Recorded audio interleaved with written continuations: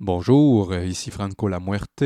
Ce tutoriel-ci fait suite au précédent tuto sur le crossfading loop. Je vous invite à le regarder si vous ne l'avez pas vu encore. Mais c'est pas grave, si vous ne l'avez pas vu, vous pouvez amplement suivre ce tutoriel-ci. J'ai devant moi une image wave d'une onde d'un sample en question. Il s'agit d'un petit sifflet, enfin, peu importe ce que c'est pas important. Pour ce qui nous préoccupe ici, euh, ici on comprend qu'on a trois événements découpés à l'intérieur du sampling en question. La première zone blanche ici, c'est l'attaque du son.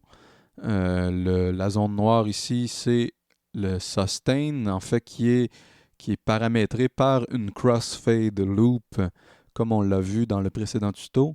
Et la troisième zone blanche ici, à la toute fin, c'est simplement la fin de mon échantillon, le release, quoi.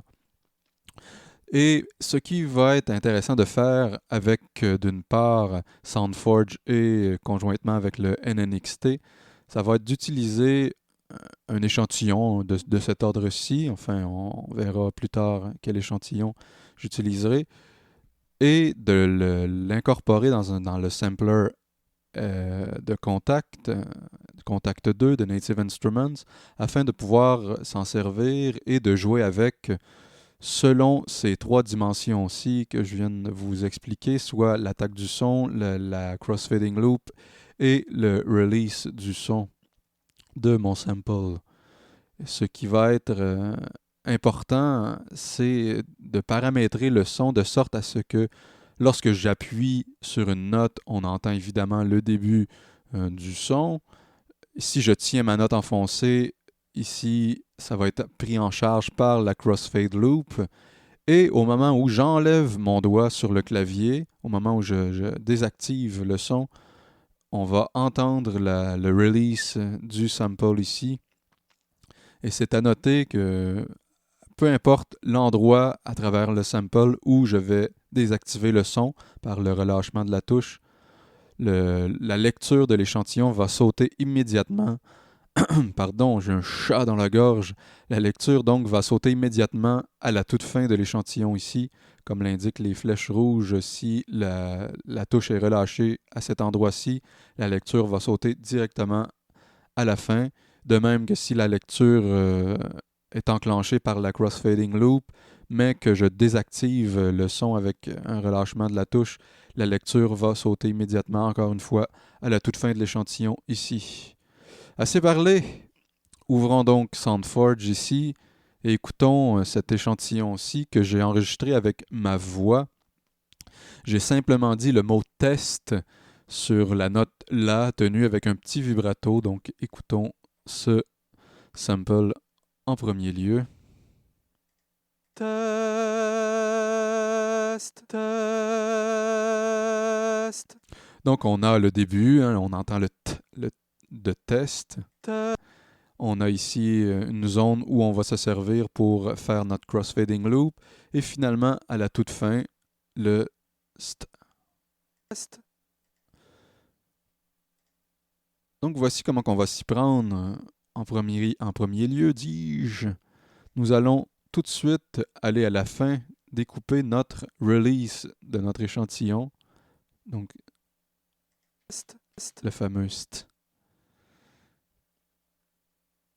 On peut voir ici par le dessin de l'onde le moment où précisément ce st arrive. Donc, je vais le découper ici.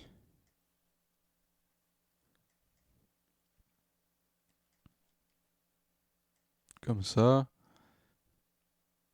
Très pratique. Si à votre gauche, en bas, vous avez un plus et un moins qui sert simplement à grossir l'onde, non pas à lui donner du volume, mais à amplifier ses courbes afin de mieux travailler. Donc, un coup que la découpure de notre release est effectuée, on peut le couper, cut. On va ouvrir un nouveau document avec SoundForge, ici, New. Bon, avec les spécifications de base. Et on va coller, CTRL V, notre release ici. Voilà. On va le sauvegarder, save as. Bon, je vais lui attribuer un dossier. Tuto test. Et on va l'appeler test release. Voilà. On peut fermer ça. Maintenant, on va aller travailler sur notre crossfade loop. Enfin, notre loop qui va permettre de tenir le son, le vibrato. Encore une fois, on regarde l'endroit où le vibrato est le plus stable dans ma note. Cet endroit-ci me semble pas mal. Peut-être. Je vais prendre les crêtes comme référence ici. Peut-être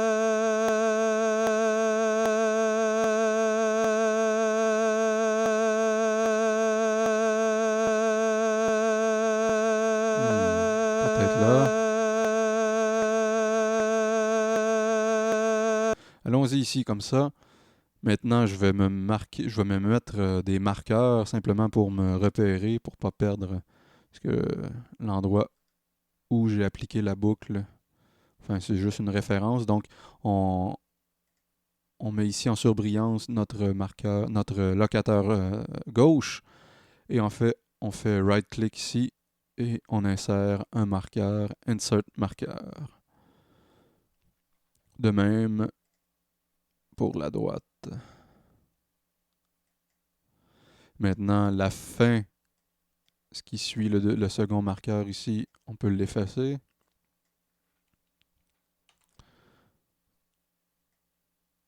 Maintenant, on réécoute ça en boucle encore.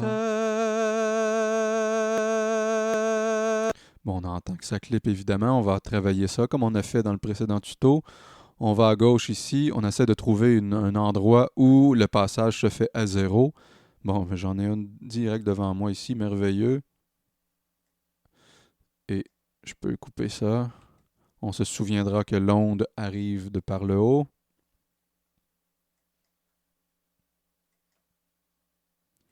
Maintenant, on va faire ici de même à gauche. Comme l'onde arrivait par le haut, j'essaie de trouver un endroit qui serait propice. Peut-être ici.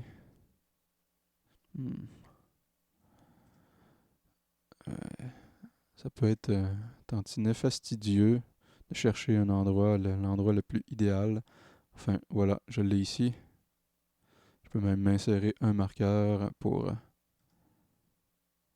Bah non, dans le fond. Je vais juste tasser mon locataire ici. Et tasser mon marqueur comme ça. Et voilà. Maintenant... Déjà, ça clippe pas du tout sans crossfade, donc c'est bon signe. On double-clique ici dans la zone mauve pour mettre en surbrillance notre loop. On va dans Spécial et Insert Sample Loop. On clique sur OK, sur Sustaining ici. Voilà. Maintenant, comme on a entendu, la loop est assez propre, mais je vais juste aller ajouter ici, oui, je vais vite un peu, je l'ai expliqué dans le précédent tuto, donc c'est pour ça. On va dans Tools, ici, dans Crossfade Loop, et je vais seulement ajouter 1% de Crossfade. Question de prévenir. Donc voilà, c'est bien. Donc tout ça va être finalement notre onde première. Save as. Dans tuto test, je vais l'appeler test. Comme l'autre s'appelait release, celle-là je vais l'appeler test loop. Tiens. Voilà.